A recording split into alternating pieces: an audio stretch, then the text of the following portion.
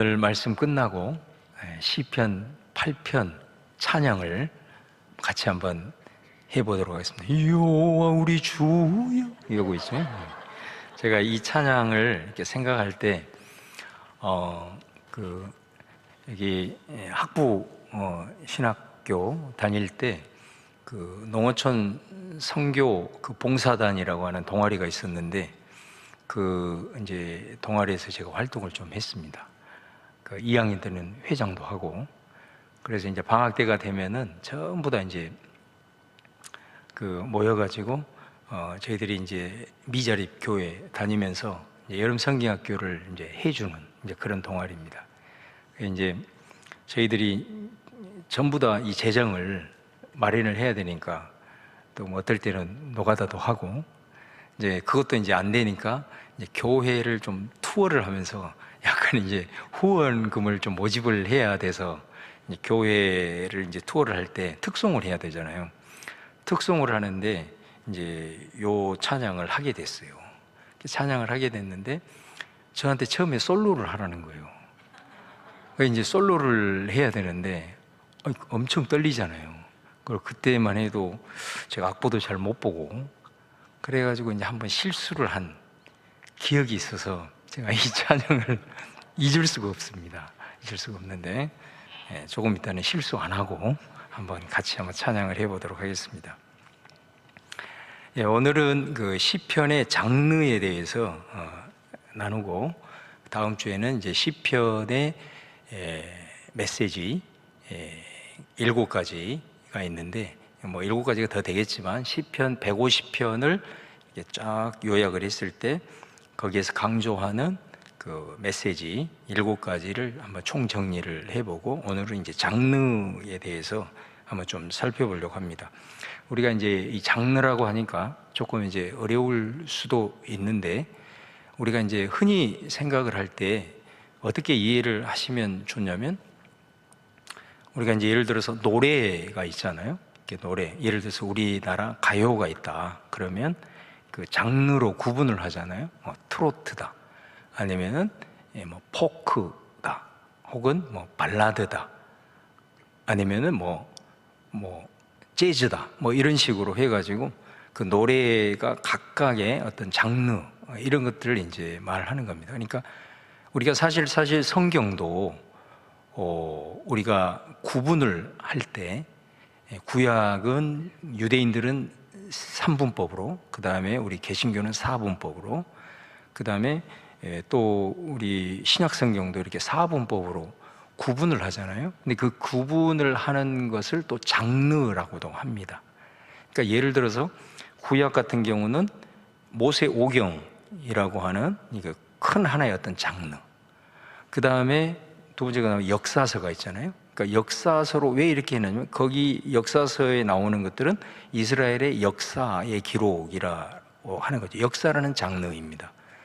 그 다음에 시가서가 나오잖아요. 그러면 시가서 같은 경우는 이제 어떤 시문체로 되어 있는 이런 장르로 이렇게 묶어진 거죠.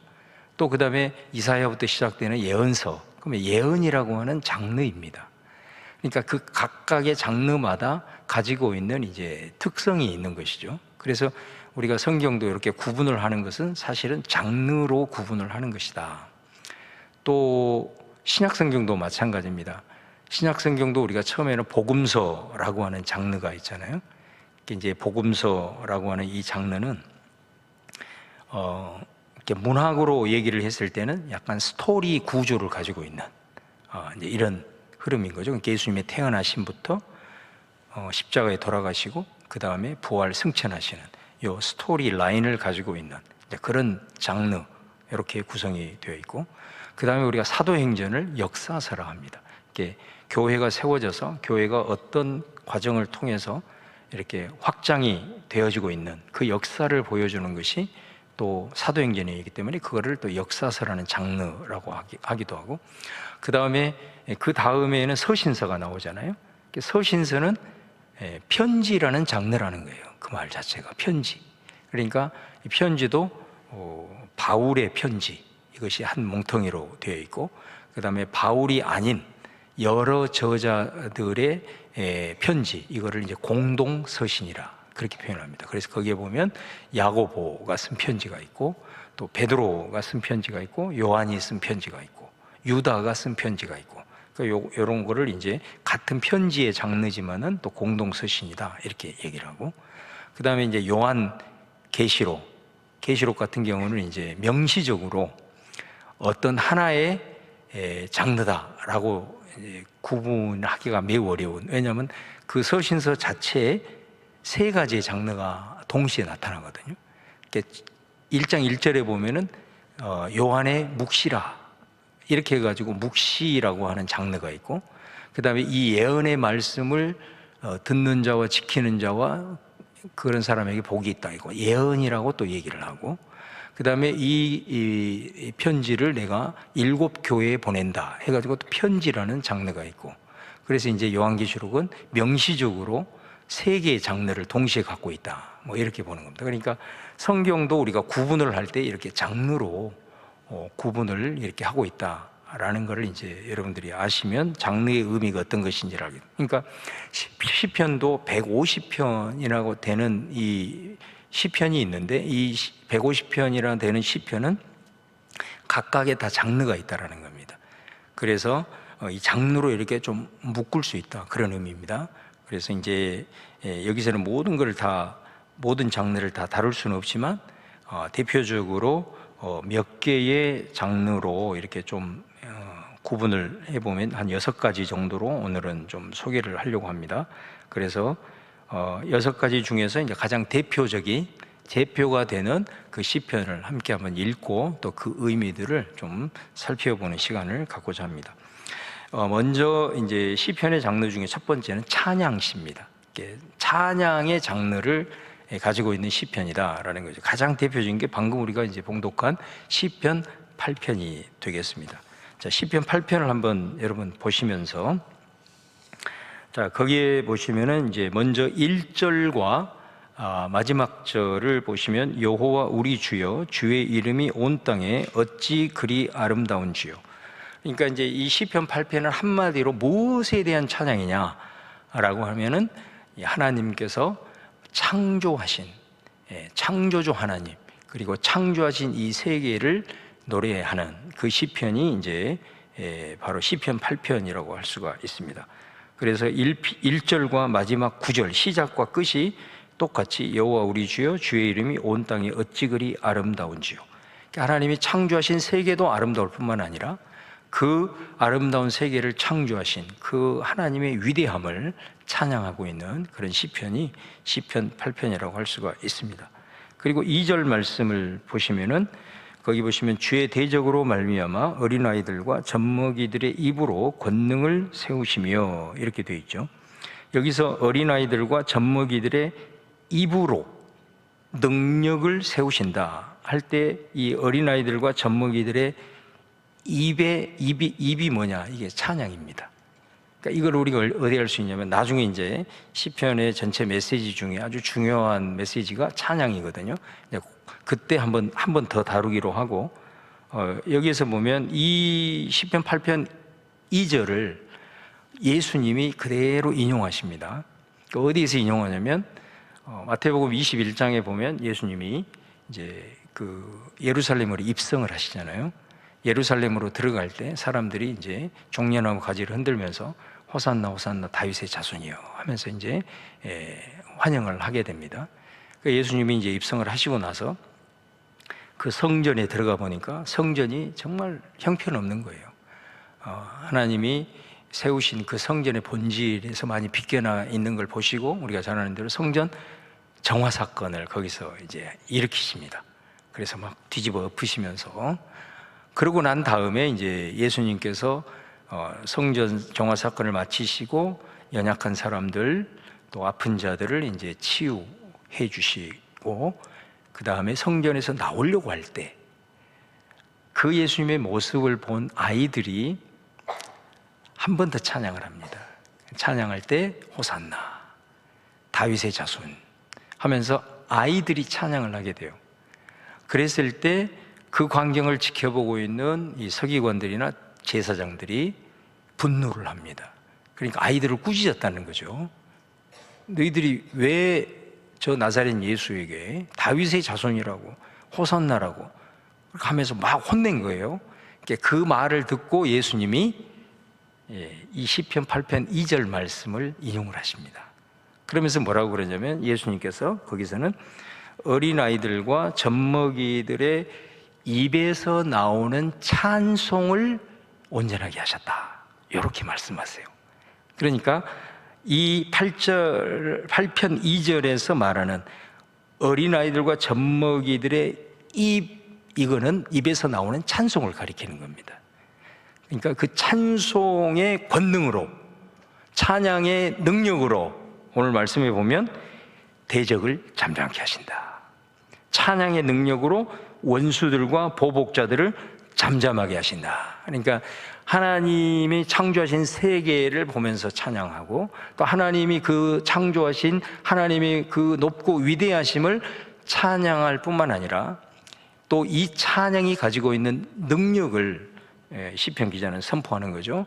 바로 모든 대적자들과 그리고 모든 원수들과 보복자들을 잠잠하게 하는 것이 찬양의 능력이다. 그러니까 저와 여러분 가운데서 이 찬양의 능력이 얼마나 위대한가, 특별히 우리가 영적 전쟁 가운데 어둠의 권세 악한 것들 대적함에 나갈 때 이 찬양이 강력한 무기가 되는 줄로 믿습니다. 자, 그런 의미입니다.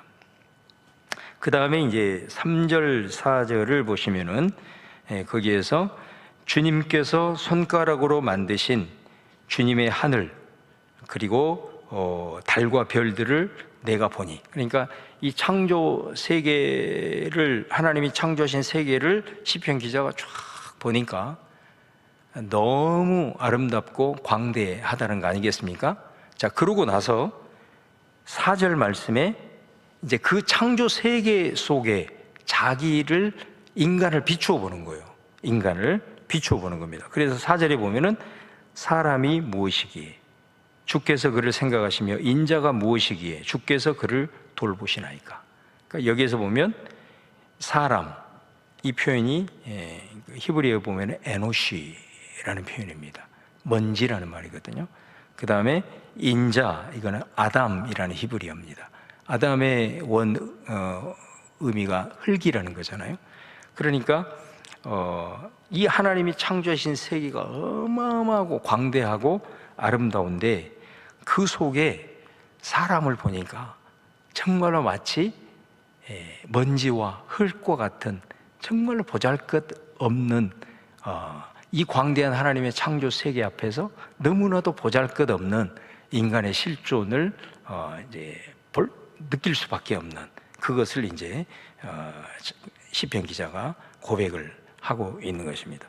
자, 그런데 5절에 보니까 뭐라고 얘기하냐면 그런 이 창조한 아름답고 광대한 이 창조 세계 속에서 그렇게 보잘것없는 인간임에도 불구하고 하나님께서 그 인간을 뭐라고 얘기하냐면 하나님보다 조금 못하게 하시고, 이렇게 뜻입니다. 옛날 성경에는 천사보다 조금 못하게 하시고 이렇게 돼 있었어요. 근데 히브리어 원문에 보면 엘로힘 이렇게 돼 있어요.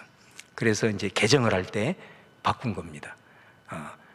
어떻게 감히 하나님이 인간이 하나님보다 조금 못할 존재냐, 그렇게 해가지고 이제 천사로 번역을 했습니다만은 이게 이제 원래 원문의 의미에 맞게 하나님보다, 그러니까 이 표현 자체를 보십시오. 그렇게 이 세상 천지를 창조하신 세계 속에서 그 인간이라고 하는 존재가 먼지와 같고 그렇게 보잘것없음에도 불구하고 하나님께서는 그 인간을 하나님보다 조금 못하게 그렇게 하셨다. 그래서 그 인간에게 영화와 존귀로 관을 씌우셨다라고 하는 이 놀라운 고백을 찬양하고 있는 것을 보게 됩니다. 그러니까 하나님보다 조금 못하게 하셨다라는 의미 속에는 바로 인간이 이렇게 보잘것없는 존재이지만 하나님께서 그분의 형상으로 우리를 지으셨다. 형상이라고 하는 말 자체는 그분의 대리자라는 말이잖아요. 그러니까 하나님을 우리가 대신해서, 하나님이 우리를 하나님을 대신해서 그 다음 구절에 보면 주의 손으로 만드신 것을 다스리게 하시고 만물을 그의 발 아래 두셨으니. 이 창조하신 이 세계 앞에서 너무나 보잘것없는 압도된 우리들의 모습이지만 하나님께서는 그런 부족한 우리를 하나님의 형상대로 이렇게 창조하셔서 그 모든 세계를 하나님을 대신해서 다스리게 하시는 그 하나님의 창조의 위대함, 그리고 그 속에서 우리 인간을 이렇게 창조하셔서 이 보잘것없는 인간이지만 우리에게 이렇게 영화와 존귀로 관을 씌우시는 그 하나님의 창조의 놀라운 신비를 노래하고 있는 이 찬양의 시편이 시편 8편이다라는 것입니다. 우리가 사실 하나님이 창조하신 이 세계 앞에서, 이 자연 앞에서 정말 우리 자신을 바라볼 때 너무도 보잘것없는 존재이지만 하나님께서 우리를 그분의 형상으로 이렇게 세우셔서 너무나도 존귀한 자로 세워주신 그 하나님의 은혜를 저와 여러분도 늘 기억하고 창조의 하나님을, 또 우리를 그분의 형상으로 지으신 그 하나님의 은혜를 늘 노래하며 찬양하며 나아가는 여러분 되시기를 주님의 이름으로 축원을 드립니다. 그리고 이 형상 속에 담겨있는 인간의 사명, 바로 하나님을 대신해서 이 세계를 우리로 하여금 다스리게 하신 그분의 사명을 늘 기억하면서 또 하나님을 대신해서 이 사명을 감당하며 나갈 때도 또 그 사명을 주신 하나님을 늘 찬양하며 나가야 된다라는 메시지가 이제 있는 것이죠. 자, 그 다음에 두 번째가 이제 탄식시입니다. 탄식시, 두 번째가 이제 탄식시인데, 이 탄식시는 시편의 등뼈라고 합니다. 다시 말하면 시편이 150편인데 그 중에서 3분의 1이 탄식시입니다. 우리가 시편 같은 경우는 찬양시나 감사시나 이런 게 많을 것 같은데 그러지 않고 장르적으로 봤을 때는 탄식시가 거의 50편 이상이 되고 있다라는 것입니다. 그래서 그 대표적인 시편이 시편 3편입니다. 한번 시편 3편 한번 펴보세요.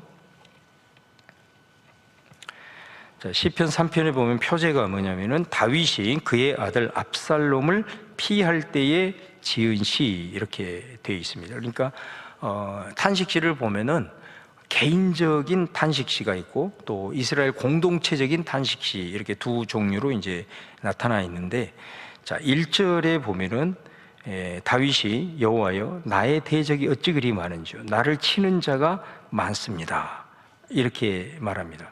그러니까 이 부분을 보면은 다윗이 여러분 어떤 사람입니까? 정말 하나님의 마음이 합한 자, 그리고 하나님께서 기름 부은 자, 정말로 그 어느 누구보다도 하나님이 참 사랑하고 자기 스스로도 하나님을 사랑하는 그런 다윗임에도 불구하고 다윗의 고백이 뭐냐면 내 대적이 왜 이렇게 많습니까?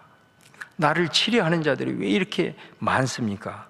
라고 하는 이 1절을 통해서 우리가 느낄 수 있는 것은 뭐냐면 우리가 하나님의 사랑을 받는, 하나님께 택함을 받는 성도라 할지라도 우리가 순간순간 절망의 상황에 우리도 늘 처할 수 있다라는 거죠. 이게 다윗뿐만이 아니라 아무리 내가 하나님을 경외하고 하나님을 신뢰하면서 하나님 믿는 가운데 나가더라도 다윗처럼 우리도 순간순간 이런 대적들 앞에서 또 때로는 어려움을 당하면서 절망을 느끼는 그런 상황들이 사실 우리들의 인간의 삶에 순간순간 나타날 수 있다라는 것을 이제 보여주는 거죠. 근데 2절을 보시면 많은 사람이 나를 대적하여 말하기를 그는 하나님께 구원을 받지 못한다. 그러니까 이거는 이런 절망의 순간이 우리에게 찾아왔을 때는 마치 우리 스스로가 느낄 때도 하나님이 우리를 떠난 것처럼 그렇게 우리 스스로가 느낄 때가 있고 또 다른 사람이 보더라도 그럴 때가 있다라는 것입니다. 우리를 바라볼 때, 야, 하나님을 믿는 사람인데, 자, 어떻게 저런 상황에 하나님은 그냥 놔두는가? 그러니까 이런 상황이 이제 우리 가운데도 이제 올 때가 있다라는 것을 이제 말씀하고 있는 대목이 2절입니다. 자, 그러고 나서 3편에서 4편에 보면은 갑자기 좀 반전이 됩니다. 이게 반전이 되면서 여호와여 주는 나의 방패시오 이렇게 갑자기 찬양으로 반전이 됩니다. 3절, 4절을 통해서 말하고자 하는 것이 굉장히 중요해요. 왜 갑자기 이렇게 탄식을 하다가 이렇게 찬양으로 전환이 되었는가? 이게 이제 사실 탄식시의 굉장히 가장 큰 특징이라고 할 수가 있습니다. 그건 뭐냐면 이 3절 4절이 보여주는 것은 이런 탄식의 상황에서 찬양과 감사로 전환이 되는 이유 중에 하나는 뭐냐면은 바로 과거를 회상한다는 거예요. 과거를 회상하게 된다. 이제 과거를 회상했다라는 것은 뭐겠습니까? 바로 과거에 네가 어렵고 힘든 상황에 처했을 때 너를 건져주고 너를 도와주었던 그 하나님께서 너와 함께 하셨던 과거를 회상하게 하는 거죠. 그러니까 이거는 사실은 저와 여러분이 이제 순간순간 살아가면서 이런 절망적인 상황들에 처할 때에 우리가 탄식을 한다는 것은 그 대상이 누구냐면 하나님이잖아요. 지금 다윗이 이거를 사람한테 한 게 아니라 하나님에게 자기의 지금 그 이 절망적 상황을 하나님 앞에 탄식하면서 왜 그렇습니까 하나님? 이렇게 탄식하며 나갈 때 이 사람이 그 탄식을 하는 과정에서 반전이 돼가지고 갑자기 하나님께 찬양하고 감사할 수 있다라는 것은 그 하나님 앞에 탄식하는 그 자리가 결국은 기도의 자리가 아니겠습니까? 그 기도의 자리에 머물렀을 때 이 사람이 뜬금없이 갑자기 감사와 찬양으로 바뀔 리는 없다라는 거죠. 그 기도의 자리에서 탄식의 상황 속에서 하나님께서 그의 마음을 감동하시고 성령께서 그 기도 가운데 역사하여 주셔서 바로 우리의 과거를 회상하게 하시고 하나님의 일하심을 기억나게 하시고 생각나게 하신다는, 할렐루야. 그래서 여러분, 우리가 이 탄식이 찬양으로 반전되는 그 사이에는 바로 이 탄식의 자리가 기도의 자리라는 것을 알게 되고, 바로 그 기도를 통해서 우리 하나님이 우리의 마음을 터치하셔서 우리로 하여금 과거에 우리 가운데 역사하셨던 하나님을 기억나게 하시고 생각나게 하심으로 말미암아서 이제 이 전환의 역사가 일어나게 되는 것을 우리가 볼 수가 있습니다. 그래서 거기 이제 5절 말씀부터 이렇게 보시면은 내가 누워 자고 깨었으니 여호와께서 나를 붙드심이로다. 천만인이 나를 애워싸 진친다 해도 나는 두려워하지 아니하시리로다. 이렇게 고백을 하고 있는 것을 보게 됩니다. 그러니까 여기에서 보시면은 이제 이 사람이 기도 가운데 과거를 생각을 하시는 거예요. 과거 가운데 자기를 건지시고 인도하시는 그 하나님이 생각나고 회상이 나면서 이 사람 가운데는 지금 처해 있는 두려움과 절망으로부터 자유하게 되는 겁니다. 그 표현이 바로 5절, 6절, 7절에서 이어지는 겁니다. 그러니까 여기서 보면 여호와께서 나를 붙들어 주심이로다. 그리고 나는 천만이 나를 둘러 진쳐도 나는 결코 두려워하지 않겠다. 그리고 7절 같은 데는 주께서 나의 모든 원수의 뺨을 치시며 악인의 이를 꺾으셨나이다. 여기서 꺾으셨나이다가 우리가 마치 과거 표현인 것처럼 보잖아요. 히브리 원문에는 이렇게 미래형으로 되어 있어요. 그러니까 마치 미래에 일어날 일들을 과거에 이미 일어난 것처럼 선포를 하고 있다는 거죠. 그러니까 이 표현을 보면은 기도하는 그 자리에서, 탄식의 자리에서 찬양의 고백을 하면서, 그리고 이 심령 속에 이제는 완전히 그 두려움과 그런 절망의 상황으로부터 자유함을 누리는 이런 상황이 되고 있다라는 것입니다. 그래서 마지막 이제 8절 말씀에는 구원은 여호와께 있사오니 주의 복을 주의 백성에게 내리십시오. 그렇게 이제 하나님 앞에 간구하면서 선포하면서 올려드리는 것을 우리가 볼 수가 있습니다. 그러므로 여러분, 저는 이 특별히 이 탄식시의 특징이 아까도 말씀드렸듯이 대부분의 절망적인 상황으로부터 나옵니다. 특별히 그 시편 22편 같은 데는 시작하면서 엘리 엘리 라마 사박다니 이렇게 시작하잖아요. 하나님의 하나님 나의 하나님 어찌하여 나를 버리셨나이까, 예수님이 인용했던 그 대목이죠. 그러면서 자기는 완전히 벌레요 조롱거리요 수치 그 자체로 하면서 내가 살아있는 자체가 정말로 이게 저주다 뭐 이런 고백을 하다가 중간쯤에 완전히 전환이 되어가지고 하나님을 찬양하고 높이고 하나님이 만유의 주제가 되신다 라면서 선포하는 이 부분, 그러니까 탄식기가 다 그렇게 형태를 띠고 있다라는 것입니다. 이게 탄식이에요. 그러니까 여러분들 시편을 읽으면서 앞부분에는 굉장히 절망적인 걸 노래하다가 뒷부분에 갑자기 반전이 되어가지고 찬양과 감사가 나타난다 그러면 이것은 탄식이다. 그러니까 이거는 사실은 시편 자체가 우리들의 어떻게 보면 하나님의 백성들의 그 신앙의 일단 표본을 보여주는 것이 탄식시의 모습이다라고 하는 것입니다. 그러니까 신앙인들이라고 하는 것은 뭐냐? 순간순간 우리에게도 이렇게 절망적인 상황, 여러 가지 어려운 그런 순간순간 상황들이 아무리 예수님을 잘 믿어도 우리에게 그런 상황들이 올 수 있다. 그랬을 때 여러분, 우리가 하나님께 탄식하며 올려드리는 그 기도의 자리 가운데 하나님께서 우리들의 마음을 감동하셔서 과거에 우리를 역사하셨던 그것들을 기억나게 하심으로써 그 순간 우리 속에는 나를 얽어매고 있는 두려움과 이 절망으로부터 자유케 된다라는 게, 할렐루야. 여러분, 이걸 기도 가운데 경험을 하셔야 된단 말이에요.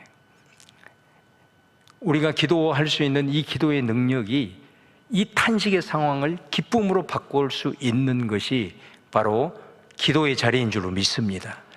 그래서 이 기도 가운데, 내가 탄식 가운데 부르짖을 때 하나님이 내 마음을 터치하셔서 그 속에 구체적인 응답이 되어지지 않았지만 내 속에 이 하나님의 과거에 역사하셨던 하나님이 기억나고 생각남으로써 내 안에 그 모든 두려움으로부터 자유케 되는 그런 체험들이 기도의 현장 가운데 체험이 되어졌을 때에, 여러분 오늘 마지막 부분처럼 그러므로 하나님께서 반드시 나를 건지시고 내게 주의 백성 가운데 구원하실 것을 믿습니다.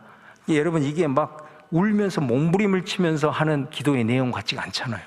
굉장히 아주 선포하는 것이 이루어질 것이다라고 하는 이 선포로 끝나고 있는 것을 보게 됩니다. 그러므로 여러분, 저와 여러분이 이 기도를 통해서 이런 체험들을 하며 나아갈 때 우리가 상황이 굉장히 힘들고 어렵지만 기도 가운데 내 안에 하나님이 주신 그 자유함이 있게 되면 우리는 그 속에서도 우리가 삶을 살아가면서도 굉장히 담대할 수가 있는 것이죠. 그 담대함을 가지고 살아갈 수 있고 그 모습 속에서 하나님의 때가 될 때에 하나님께서 우리를 건져주시고 그 기도 가운데 주셨던 그 확신이 현실의 삶으로 나타나게 된다는 것입니다. 이것이 우리 그리스도인의 신앙의 표본이다라는 거예요. 아무리 절망적인 상황이 있을지라도 우리가 탄식해야 될 대상이 존재하는 거고, 그 탄식하는 대상 앞에 우리가 기도하면서 나아갈 때 이런 변화의 역사들, 절망적인 상황은 그대로 있다고 할지라도 우리들의 삶을 대하는 자세와 사람들을 대하는 자세와 그리고 그렇게 살아가는 우리들의 삶 속에 여전히 담대함이 있고 이렇게 살아가는 그 삶이 우리 그리스도인의 삶인 줄로 믿습니다.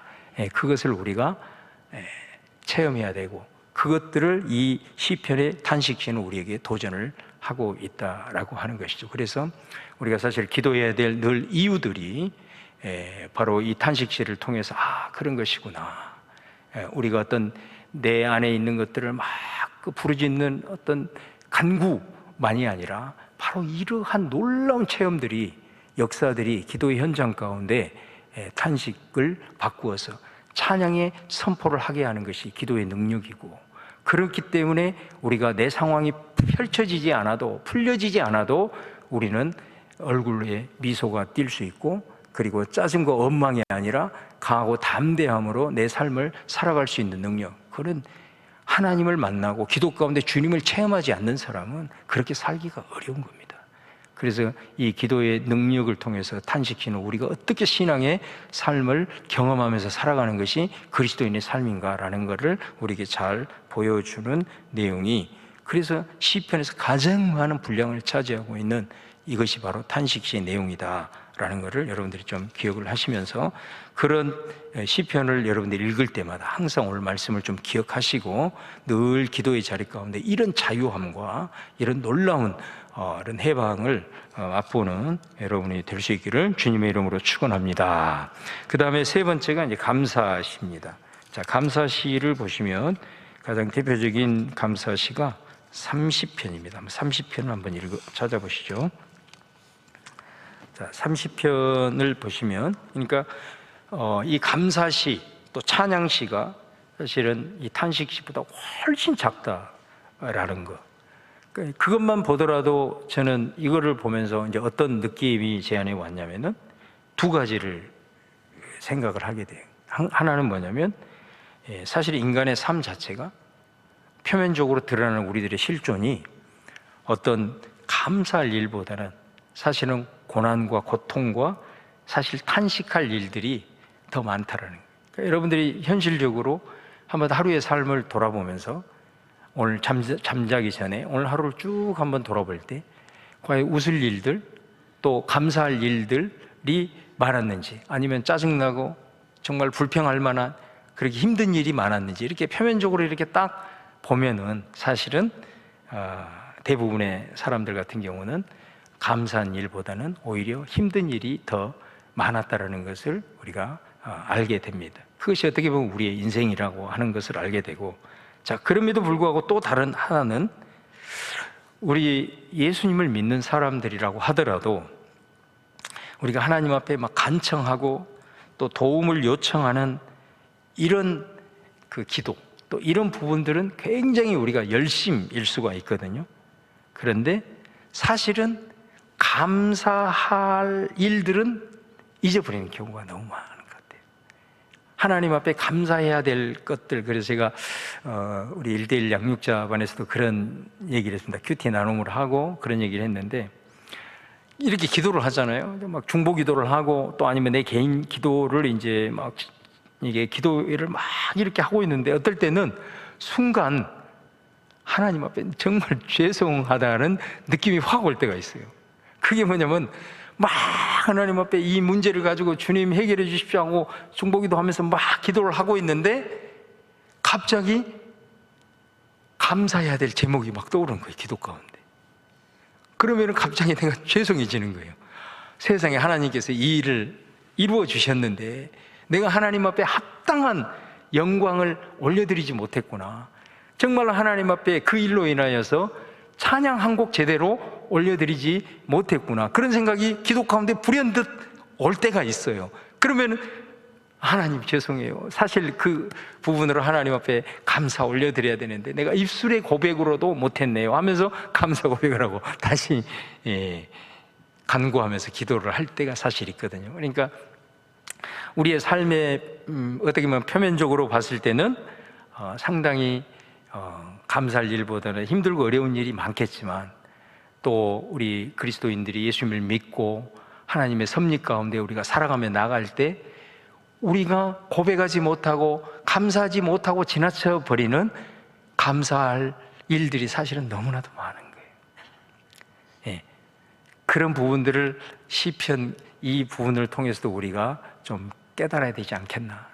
그래서 저와 여러분이 늘 하나님 앞에 기도하며 나아갈 때도 늘 하나님을 찬양하고 또 하나님 앞에 감사하고 또 감사할 것들을 이렇게 한번 묵상하면서 나아가는 그런 저와 여러분이 돼야 될 줄로 믿습니다. 그러니까 오늘 이 30편 말씀을 보면 자 그런 거예요.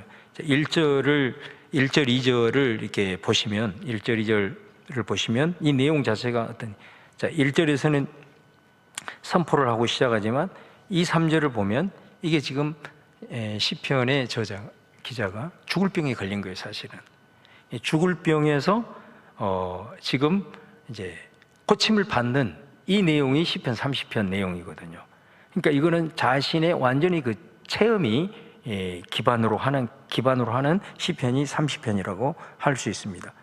그래서 여호와 하나님이여 내가 주께 부르짖으며 나를 고치셨습니다. 근데 3절에 보면 내 영혼을 수월에서 끌어내어 나를 살리사 무덤으로 내려가지 않게 되네. 그러니까 내가 무덤으로 갈 수밖에 없는 아주 중병, 도저히 고침을 받을 수 없는 그런 상황 가운데 내가 내몰렸다라는 것을 이제 3절까지 보여주죠.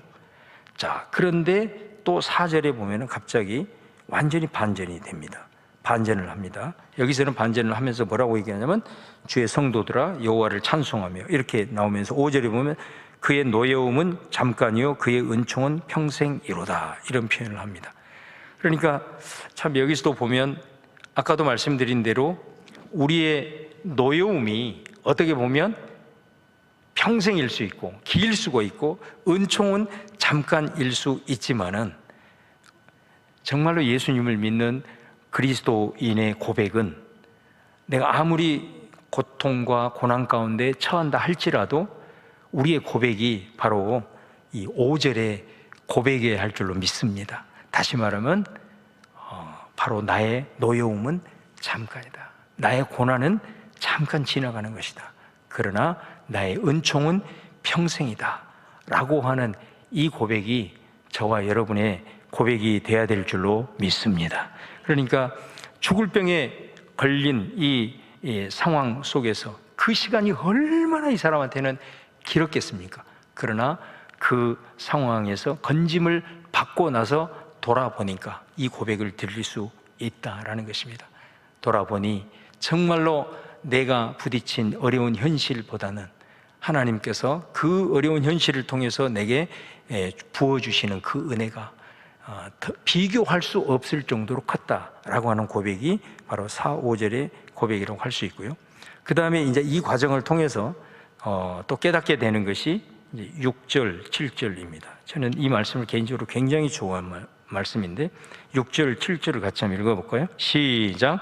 내가 형통할 때 말하기를 영원히 흔들리지 아니하리라 하였도다. 여호와여 주의 은혜로 나를 산같이 굳게 세우셨더니 주의 얼굴을 가리심에 내가 근심하였나이다.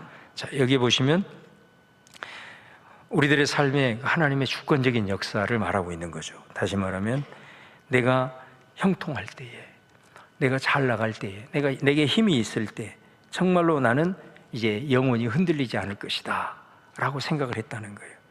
그리고 마치 주님께서 나를 완전히 산처럼 흔들림 없이 이제 나는 갈 것이다, 나를 그렇게 굳게 세웠다라고 생각을 하는 순간에 주님께서 나를 향한 얼굴을 살짝 들어버리니까 내가 나를 지켜주고 나를 세웠던 그 모든 것이 내게 근심거리로 다가오더라. 그 고백이에요. 그러니까 여러분, 우리가 하나님 앞에서 살아가면 이런 고백은 누가 할 수 있겠어요? 죽음에 직면해서 살아본 사람만이 사실은 이런 고백을 할 수 있는 거예요. 그래서 정말 죽을 병에 걸려서 하나님 앞에 완전히 소망이 없는 자들 가운데 하나님께서 치유하고 회복하시는 분들이 평생을 살아가면서 겸손함을 유지하는 그 이유가 바로 그 과정을 통해서 그 어마어마한 고난과 절망을 통해서 이런 인생의 비밀과 신앙의 비밀을 깨닫는 겁니다. 내가 이 세상을 살아가면서 한번 그 절망의 상황과 죽음에 직면해서 거기에서 살아난 이후에 깨닫게 되는 것은 내가 지금까지 살아오면서 내가 뭔가를 얻고 내가 더 이상 흔들림이 없을 것 같은 내 인생의 여정이고 나를 지켜주는 것이 많아서 흔들림이 없는 것 같았지만 하나님이 그 순간에 잠시 내게서 얼굴을 돌려버리는 순간 나를 지탱해준 그 모든 것이 내게 근심으로 다가오더라. 얼마나 기가 막힌 표현입니까?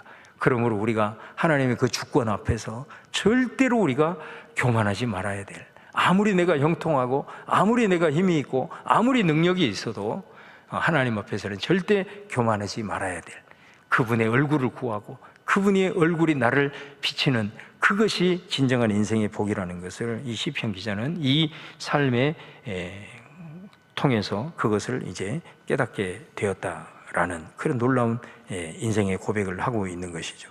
그 다음에 이제 8절부터 10절까지의 말씀을 보면은 자신이 하나님 앞에 이 죽음에 처해 있을 때 내가 살아야 될 이유, 이거를 하나님 앞에 기도로 올려드리는 거예요.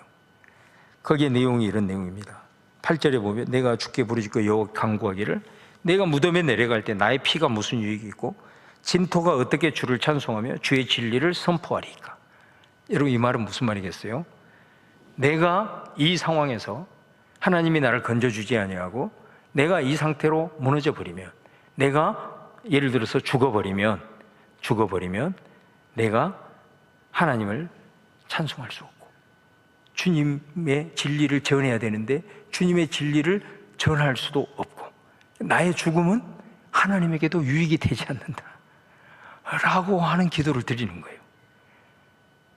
여러분, 그래서 제가 전에도 말씀을 드린 대로 특별히 중병에 걸린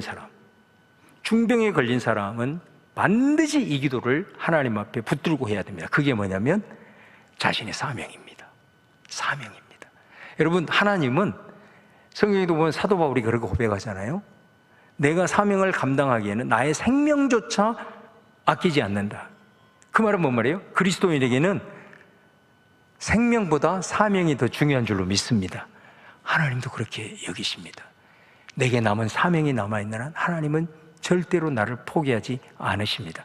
그래서 특별히 그리스도인이 진짜 중병에 걸려서 내 힘으로는, 의술의 힘으로는 감당할 수 없다라고 생각했을 때는 우리가 하나님 앞에 기도하잖아요. 기도할 때 어떤 기도를 드려야 되냐? 주님, 내게 사명이 남아 있습니까? 아니면 내가 이 부분 속에서 하나님께서 내게 이 땅을 보내시면서 내게 맡겨주신 사명이 있는데 그 사명을 잃어버리고 내가 지금까지 살았습니다. 그 사명과 상관없이 내가 살았습니다. 그러나 이 과정을 통해서 내게 이 몸부림을 치면서 내게 남아있는 사명을 그 순간에 여러분들이 발견할 수 있다면 저는 하나님께서 여러분을 치유하실 줄로 믿습니다. 그래서 병자, 특별히 중병에 걸린 사람은 자신의 사명을 돌아봐야 돼요. 그리고 그 과정을 통해서 사명을 깨달아야 돼요. 그리고 오늘 시편 기자가 바로 그 기도예요. 내게 사명이 있는데, 주의 진리를 증거해야 되는 사명이 있고 주님을 찬송해야 되는데 내가 죽어버리면 어떻게 됩니까? 사명을 가지고 하나님 앞에 몸부림을 치고 있는 거예요. 물론 이 모든 것들이 하나님의 주권 가운데 있겠지만은, 그러나 시편 기자를 통해서 우리에게 하나님 앞에 간구할 수 있는 우리의 기도의 근거, 특별히 중병에 걸린 자들은 그 기간을 통해서 내가 잃어버리고 있는 사명은 무엇인가, 그 사명을 발견해야 돼요. 그럴 때에 하나님께서 그 사명을 위해서라도 저와 여러분을 반드시 다시 일으키는 놀라운 하나님의 주권적인 역사가 일어날 줄로 믿고, 오늘 시편 기자가 그렇게 말씀하니까 이 말씀을 우리가 부여잡고 그렇게 함께 기도하는 것이죠. 항상 여러분 주변에 그렇게 병자들이나 정말로 중병에서 신음하고 있는 분들이 있다면 이 시편 30편을 꼭 알려주면서 이 기간은 하나님의 주권 가운데 모든 것이 있지만 우리가 어떻게 하나님의 일하심을 판단할 수 있고, 그러나 말씀 붙들고 사명을 발견을 받으면, 그리고 정말로 하나님 앞에 때로는 그 사명을 발견했다면 그 사명을 가지고 서원을 해라, 그렇게까지라도 하셔야죠. 인간의 의술로는 안 된다면, 하나님만이 고칠 수 있다면, 그렇게 했을 때 오늘 시편 30편의 역사를 통해서 11절에 나의 슬픔이 변하여 춤이 되게 하시고, 그리고 내 영광으로 주를 찬송하게 하미니 여호와 나의 하나님이여 내가 주께 영원히 감사하리이다. 하나님, 이 중병에 걸린 이 사람이 바로 이 과정을 통해서 치유받고 그것을 감사하는 시편이 바로 시편 30편이라고 할 수 있습니다. 자, 오늘 여기까지 말씀을 마무리하는데, 이 찬양시와 감사시는 어떤 차이가 있냐면요, 찬양시는 하나님을 찬양하는 고백을 하고요, 감사시도 마찬가지로 먼저 하나님께 감사한다는 고백을 해요. 자, 이거는 찬양과 감사가 공통점입니다. 그러나 찬양시는 하나님 그분을 높이는 내용으로 되어 있어요. 그래서 그 내용을 보면 하나님의 성품을 노래하고 또 하나님이 행하신 일들을 부각을 시키는, 이게 찬양시의 특징입니다. 자, 근데 감사시는 뭐냐면 하나님께 감사하는 내용이 나오고 그 다음의 내용은 시편 기자가 직접 자신이 체험한 내용입니다. 자신이 체험한 내용. 그래서 그 자신이 체험하면 어려움과 고통 속에서 자신을 건져주신 구원 행위의 경우가 많습니다. 그래서 자신이 직접 체험한 내용을 근거로 나와 있는 게 감사시다. 그래서 거기에 보면 질병에서 치유받고 적으로부터 구출을 받고 문제 해결을 받는 자신의 직접적인 간증이 담겨 있는 것이 감사시고, 하나님의 성품과 하나님이 행하신 일들을 높이는 것은 찬양시고, 이렇게 이제 우리가 구분할 수가 있다라는 것이죠. 그러니까 여러분들이 이제 다음 주에 이제 좀 몇 가지 좀 더 살펴보고 마무리하겠습니다만은, 이 시편 내용을 이렇게 쭉 읽으면서 제가 이런 분류를 통해서 그렇구나, 다른 것 다 잊어버려도 제가 여러분이 꼭 강조하고 싶은 것은 탄식시에 좀 집중을 하시면서, 이 시편 기자가 50편 이상을 탄식시로 하니까 바로 그리스도인의 신앙의 표본을 보여주고 있다. 탄식으로 시작하지만 감사의 반전이 있는, 찬양의 반전이 있는, 이것이 그리스도인의 삶인데, 바로 그 사이에는 기도라고 하는 삶의 자리가 있고, 그것을 통해서 응답이 구체적으로 되지 않았지만 바로 그곳에서 그 상황에 자유할 수 있는 그 은혜, 능력, 이거는 하나님을 믿는 자녀들만 경험할 수 있는 것이고, 그 삶의 자리가 기도의 자리라는 것을 알고, 저와 여러분들이 다시 한번 이 탄식시를 묵상하는 가운데 정말로 우리 그리스도인으로서 우리가 누려야 될 그 놀라운 성도들의 특권들을 좀 기억하시면서, 그런 기도의 자리나 이런 것들이 뭐 어떤 부담과 염려가 아니라, 제가 전에도 말씀드린 대로 맛을 느끼는 그런 은혜들을 통해서 탄식 가운데서도 이런 반전의 역사를 경험하면서 여러분들에게도 많은 탄식시가 여러분의 삶에도 이어질 수 있기를 주님의 이름으로 축원을 드립니다. 자, 오늘 우리